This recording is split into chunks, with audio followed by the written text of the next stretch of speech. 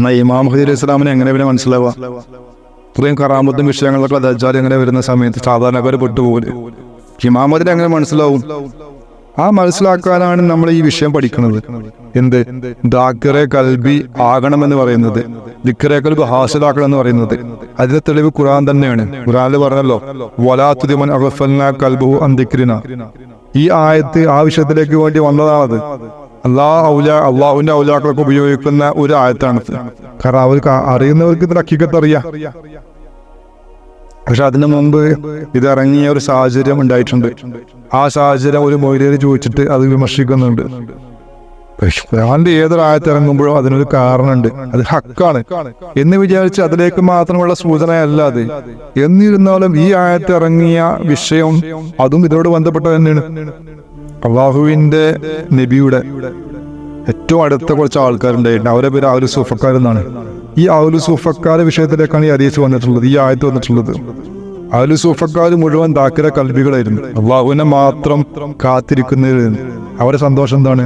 പ്രദോഷത്തിലും പ്രഭാതത്തിലും റസൂലുള്ളാഹി സ്വല്ലല്ലാഹു അലൈഹി വസല്ലം മുഖം കണ്ടുകൊണ്ടിരിക്കുക, ദിക്ർ ചൊല്ലിക്കൊണ്ടിരിക്കുക. അങ്ങനെയുള്ള കൂട്ടക്കാരുടെ വിഷയത്തിലാണ് ഈ ഹദീസ് വന്നത്, ഈ ആയത്ത് വന്നത്. റസൂലുള്ളാഹി സ്വല്ലല്ലാഹു അലൈഹി വസല്ലം അവരെ കൂടെ എല്ലാ സമയം പോയി ഇരിക്കുമായിരുന്നു. അങ്ങനെ ഇരിക്കുന്ന സമയത്ത് പല ആളുകളും ഇസ്ലാം ദീന് പഠിക്കാൻ വേണ്ടി വരും. പ്രമാണികളായ ആളുകൾ, പണക്കാര്. അവർ വരുന്ന സമയത്ത് പല സഹാബത്തും റസൂലുള്ളാഹി സ്വല്ലല്ലാഹു അലൈഹി വസല്ലം അവരെ കൂടെ പോയി ഇരിക്കുന്ന കാരണം അവർ പിന്തിരിഞ്ഞു പോകും. കാരണം അവർ പ്രാകൃതരാണ്. അഹ്ലു സൂഫക്കാർ എന്ന് പറഞ്ഞു കഴിഞ്ഞാല് അന്നത്തെ മക്ക നിവാസികളുടെ കണ്ണിൽ പ്രാകൃതരാണ്, വിദ്യാഭ്യാസം ഇല്ലാത്തവരാണ്, സംസാരിക്കാൻ സാധിക്കാത്തവരാണ്.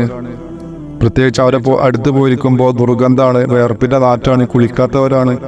ഒരുപാട് വിശേഷണങ്ങൾ അവർ കൽപ്പിച്ചിട്ടുണ്ട്. സഹാബത്തിലുള്ള പലരും അങ്ങനെ തന്നെ അവർ കണ്ടിരുന്നത്, അവർക്കൊന്നിനും പറ്റാത്തവരാന്നുള്ള രീതിയിൽ. അങ്ങനെ ഒരു സഹാബി റസൂലുള്ളാഹി സ്വല്ലല്ലാഹു അലൈഹി വസല്ലം പോയിട്ട് ഈ കംപ്ലൈന്റ് പറഞ്ഞ്, പണക്കാരും പ്രമാണിമാരും നേതാക്കളൊക്കെ അങ്ങനെ കാണാൻ വരുന്നുണ്ട്. അങ്ങനെ എല്ലാ സമയത്തും അവരെ കൂടെ പോയി ഇരുന്ന് കഴിഞ്ഞു കഴിഞ്ഞാൽ അവർക്ക് ദീൻ പഠിക്കാൻ സാധിക്കില്ല. ഇവർക്ക് ചെലവഴിക്കുന്ന സമയം പോലെ നിങ്ങൾ അവരെ കൂടെയും പോയിരിക്കണം എന്ന് പറഞ്ഞപ്പോൾ റസൂലുള്ളാഹി സ്വല്ലല്ലാഹു അലൈഹി വസല്ലം ശരിയാണ്, ദീന് സ്പ്രെഡ് ചെയ്യേണ്ടത് ആവശ്യമാണ് എന്നുള്ള നിയ്യത്തിൽ അവിടെ എഴുന്നേറ്റു. ആ സമയമാണ് ഈ ആയത്ത് ഇറങ്ങിയത്. ഈ ആയത്ത് ഇറങ്ങിയ സമയം അള്ളാഹു തആലയുടെ കൽപ്പന എന്താണ്? അള്ളാഹുവിന്റെ വജ്ഹിന് വേണ്ടി രാവിലെയും വൈകുന്നേരവും ദിക്ർ ചെയ്തുകൊണ്ടിരിക്കുന്നവരുടെ കൂടെ ഇരിക്കാൻ നബിയെ താങ്കൾ നഫ്സിനെ ശമിപ്പിക്കണം എന്നുള്ള കൽപ്പന ഉണ്ടായത്. അതിന്റെ പേരിൽ റസൂലുള്ളാഹി സ്വല്ലല്ലാഹു അലൈഹി വസല്ലം ഒന്നും കൂടി അവരോടുള്ള ഇഷ്ക് വർദ്ധിച്ചു. ആ കൂട്ടക്കാർ മുഴുവൻ ദാക്കിറെ കൽബികളാണ്. അള്ളാഹുവിന്റെ നാമം കൊണ്ട് കൽബ് മുനവറാക്കപ്പെട്ടവരാണ്. അതിന്റെ പേരിൽ തന്നെയാണ് അവർക്ക് ദുനിയാവിനോട് ഇഷ്ടമില്ലാതിരുന്നത്. ആ കൂട്ടത്തിലേക്ക് അവസാനം വന്ന സഹാബിയാണ് ആര്? അബൂ ഹുറൈറ റളിയല്ലാഹു അൻഹു. അബൂ ഹുറൈറ റളിയല്ലാഹു അൻഹു അവസാനത്തെ സഹാബിയാണ്. ഒരു 4 വർഷമാണ് റസൂലുള്ളാഹി സ്വല്ലല്ലാഹു അലൈഹി വസല്ലമയോട് അദ്ദേഹത്തിന് സമ്പർക്കം ഉണ്ടായത്. ആ സഹാബി ഒരുപാട് ഹഖീഖത്ത് വിളിച്ചു പറഞ്ഞിട്ടുണ്ട്. ആ കൂട്ടത്തിൽപ്പെട്ട ഒരു പ്രബലമായ ഹദീസാണ് എന്ത്? ഞാൻ റസൂലുള്ളാഹി സ്വല്ലല്ലാഹു അലൈഹി വസല്ലമിൽ 2 ഇൽമു പഠിച്ചിട്ടുണ്ട്, അതിലൊന്ന് ഞാൻ നിങ്ങൾക്ക് വിളമ്പിയിട്ടുണ്ട്, മറ്റേത് വിളമ്പിയാൽ നിങ്ങളെന്റെ കഴുത്തറക്കും എന്ന് പറയാൻ കാരണം അദ്ദേഹം പഠിച്ച ഇൽമ് വിളമ്പിയിട്ടില്ല എന്നുള്ളത് മനസ്സിലാവുന്നത്. പക്ഷെ അദ്ദേഹം വിളമ്പൂലാന്നോ ഇനി ഉമ്മത്തിൽ മറ്റൊരു കിട്ടൂല എന്ന് അർത്ഥമില്ലല്ലോ. അത്തരം കിട്ടിയ ആളുകളാ ആ കൂട്ടത്തിലിരിക്കുന്ന എല്ലാവരും, ആ അഹ്ലു സുഫയിലിരിക്കുന്ന ഓരോരുത്തരും ഇത്തരത്തിലുള്ള മഹാന്മാരാണ്. അതിൽ അവസാനം വന്ന ആളാണ് അബൂ ഹുറൈറ റളിയല്ലാഹു അൻഹു എങ്കിൽ മറ്റുള്ളവരുടെ മക്കാം എന്തായിരിക്കും, അവരവസ്ഥ എന്തായിരിക്കും? എന്നാൽ അവരാരും എന്ത് ചെയ്തിട്ടില്ല? രംഗത്ത് ഇറങ്ങി വന്നിട്ട് ഹദീസ് റിപ്പോർട്ട് ചെയ്യാനോ അല്ലെങ്കിൽ ജനങ്ങളെ വശീകരിച്ച് കൊണ്ടുപോയി ഈ ഇൽമു പഠിപ്പിക്കാൻ നിന്നിട്ടില്ല. കാരണം ഈ ഇൽമു പോവേണ്ട വഴി പുസ്തകങ്ങളിലൂടെ അല്ല, റിപ്പോർട്ടുകളിലൂടെ അല്ല, അത് നെഞ്ചിൽ നിന്ന് നെഞ്ചിലേക്ക് ട്രാൻസ്ഫർ ചെയ്യുന്ന വിഷയമാണ്. ഒരു ഹൃദയത്തിൽ നിന്നും കൽബിൽ നിന്നും മറ്റു കൽബിലേക്ക് പോകേണ്ട വിഷയം. അതെന്തായാലും നടക്കും, അത് അതിന്റെ വഴിക്ക് പോയിക്കൊള്ളും. അതുകൊണ്ട് റസൂലുള്ളാഹി സ്വല്ലല്ലാഹു അലൈഹി വസല്ലം ഒരു ഹദീസിലും ഖുർആൻ ക്രോഡീകരിക്കേണ്ട വിഷയങ്ങളെ കുറിച്ചോ അല്ലെങ്കിൽ ഹദീസ് ഒന്നും കൽപ്പിച്ചിട്ടില്ല. കാരണം അതതിന്റെ വഴിക്ക് അള്ളാഹു തീരുമാനപ്രകാരം എന്തൊക്കെയാണ് അതങ്ങനെ നടക്കും. അതിന്റെ പേരിൽ റസൂലിന് ഭയം ഉണ്ടായിട്ടില്ല സ്വല്ലല്ലാഹു അലൈഹി വസല്ലം. എന്നാൽ ഈ ഇൽമ് കിട്ടാത്തവർക്ക് ഭയം ഉണ്ടാവും. കാരണം അവർക്ക് ആത്മീയത അറിയില്ലല്ലോ, ആത്മീയമായ ഇൽമ് കിട്ടാനുള്ള വഴി അറിയില്ലല്ലോ. അപ്പൊ അവരെന്ത് ചെയ്യും? ബാഹ്യമായ ഇൽമിനെ ഡിപ്പെൻഡ് ചെയ്യേണ്ടി വരും. അത്തരക്കാരും അനുയായികളും ബാഹ്യമായില്ലാണ് മാത്രം ഡിപ്പെൻഡ് ചെയ്ത് പോകുന്നത്, ആത്മീയത ഒഴിവാക്കി.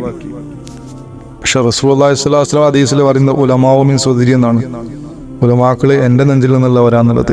അതേ റസൂലുള്ളാഹി സ്വല്ലല്ലാഹു അലൈഹി വസല്ലം അവസാനത്തെ പണ്ഡിതന്മാരെ കുറിച്ച് പറഞ്ഞ്, നിങ്ങൾ ഇത്തഖു ആലിമുൽ ജാഹിലിയങ്ങളെ ആലിമ്യങ്ങളെ സൂക്ഷിക്കണം എന്നുള്ളത്. ഒരേ സമയം ആലിമ്യങ്ങളും ജാഹിലിയങ്ങളും എങ്ങനെ ആയിത്തീരാന്നുള്ളത് ചോദിച്ചു സഹാബത്ത്.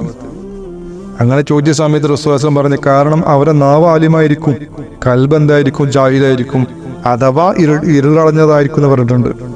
അപ്പൊ അങ്ങനെ പറയുന്ന സമയത്ത് സഹാബത്ത് വീണ്ടും ചോദിച്ചു. ഇതൊക്കെ നമ്മൾ പല ഹദീസിലായിട്ടാണ് കാണുന്നത്, ഒരുമിച്ചാ പറഞ്ഞത് റസൂലുള്ളാഹി സ്വല്ലല്ലാഹു അലൈഹി വസല്ലം പറഞ്ഞ്, സഹാബത്ത് ചോദിച്ചു, റസൂലുള്ളാഹി അങ്ങനെ ആവുകയാണെങ്കിൽ കൽബ് ഇരുട്ടായി കഴിഞ്ഞു കഴിഞ്ഞാൽ അത് ശുദ്ധിയാക്കാൻ, അത് കത്തിക്കാൻ, അത് മുനവറാക്കാൻ ഞങ്ങൾ എന്താ ചെയ്യേണ്ടത് എന്നുള്ളത്.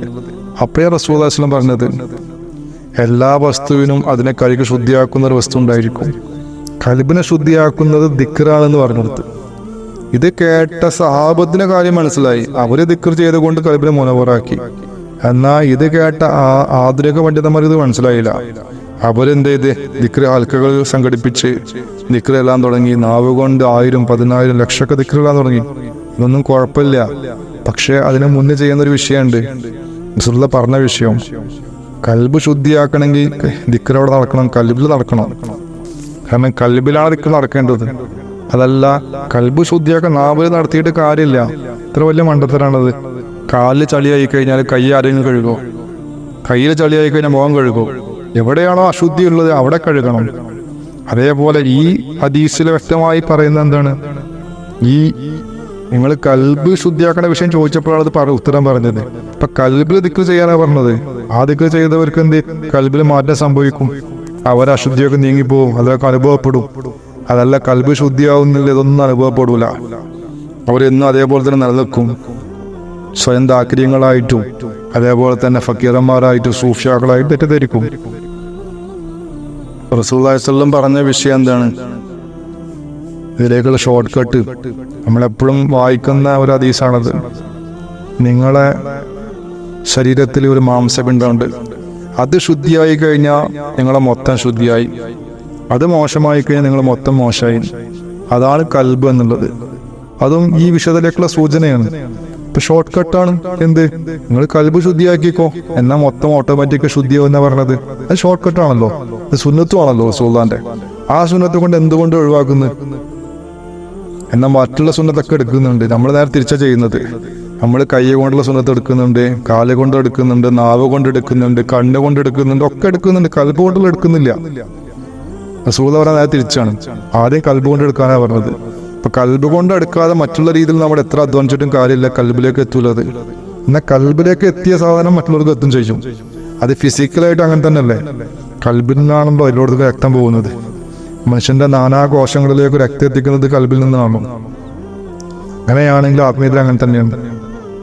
ഇത് വളരെ സ്പഷ്ടമാണ് ഹദീസ്. പക്ഷെ ഈ ഹദീസിന്റെ ഉള്ളിലുള്ള ഹഖീഖത്ത് മാഞ്ഞുപോയി. കാരണം കൽബിൽ ദിക്ർ ചെല്ലുന്ന ഒരവസ്ഥ ഉണ്ട് എന്നുള്ളത് ആർക്കും അറിയില്ല. അങ്ങനെ അറിയുന്ന ആളുകൾ തന്നെ അതിന്റെ ഹഖീഖത്ത് അറിയില്ല, അതിന്റെ വഴി അറിയില്ല. ഇപ്പൊ കൽബ് ഒരാൾക്ക് മുനവ്വറായിക്കണമെന്നുണ്ടെങ്കിൽ അദ്ദേഹത്തിന് എല്ലാ കാര്യം ക്ലിയറായി. അതിനെക്കുറിച്ച് നമുക്ക് ഇൻഷാ അല്ലാഹ് വരാൻ പോകുന്ന ക്ലാസ്സുകളിൽ പറയാം ഇൻഷാ അല്ലാഹ്. അസ്സലാമു അലൈക്കും.